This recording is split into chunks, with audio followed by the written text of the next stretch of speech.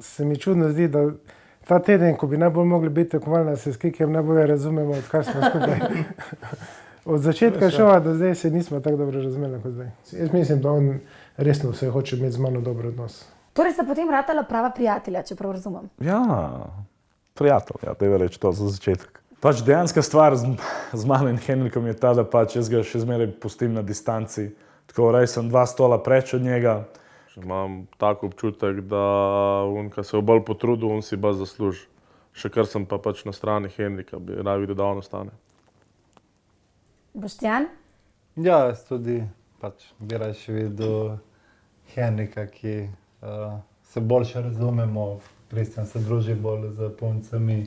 Da si bolj zasluži ostati, ne ostane.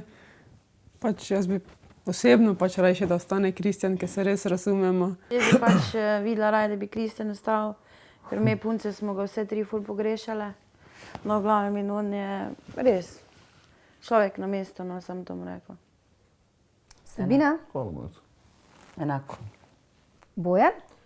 Jaz sem še tudi na tehtanju rekel Hendrik, bom zdaj tudi rekel Hendrik. Pač realnost je malo drugačna, ne, recimo tukaj če cel dan drkaš kurac, ne, ti ni treba pač razmišljati o tem, kako boš šel na trening, kje se boš narhano dobil, pa to pravilno pač. Ker s tem, ker doma, meni je prva stvar bila zaslužiti keš, potem si kupiti prav futer, potem iti na trening, ne, in to so 3 stvari, katere sem mogel delati vsak dan, sprav.